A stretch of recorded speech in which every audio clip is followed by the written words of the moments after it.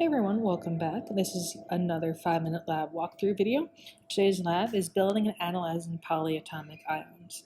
Now, again, like always, you have a background information section that is full of a bunch of relevant information that you will need. In order to make sure that you are reading it, you have 3 lovely questions based on that reading that you do. So that will help you with the lab.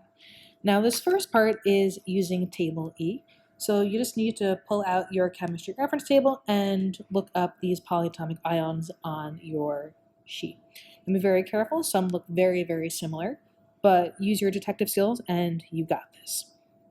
The next part is building compounds with polyatomic ions using blocks unique to you guys.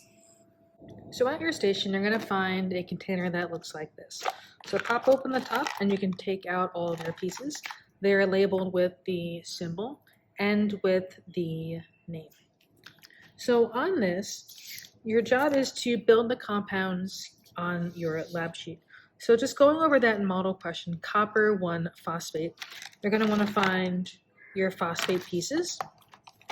And you're going to want to find your copper pieces. So here's some copper.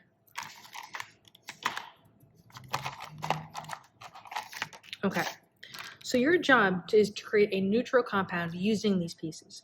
Now, a neutral compound is having both sides be the same height. So if we have our phosphate and we have some copper, we can stick them together like this. So remember, in our polyatomic ion, you have covalent bonds, and this travels as a unit, so you can't take this apart. If we look at this, 1 copper is not enough. And there's a few ways we can tell that. 1, we need a -3 charge, so that means in order to cancel, we need a +3 charge, or they're just literally not the same heights. So if you try adding a second copper, 2 is not enough either. So if we add a third one, it matches perfectly. We have our compound. So in our compound, we have 3 coppers and 1 phosphate. So on your sheet, you'll write that you have 3 of your cations, your positive ions, and 1 of your anions. So even though you have different number of each pieces, the overall charge equals up. You have your compound. The other way to do this is on paper.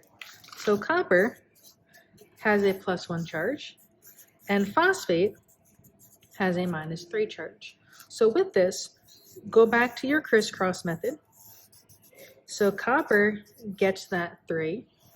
Since PO4 is a polyatomic ion, we're going to keep PO4 together in a parenthesis. That one comes down like that. Now, if you leave your compound formula like this, not wrong, you're just not going to see it like that in textbooks or review books. You can simplify it to just PO copper 3, PO4 like that. If it's 1, you do not need the parentheses. If it's anything other than 1, you obviously do. So then, using the rest of the pieces, build the rest of the compounds. When the lab is done, separate all of your pieces, put them back in your little container, top on, you are good to go. Once you guys are done making all of your compounds, you have 3 different questions to answer. Based on the models that you used, what do you think the magnets represent? How do you think the covalent bonds were represented in the model? And then looking at this example, picking out the number of each element inside of it. And that is this week's lab. Have fun.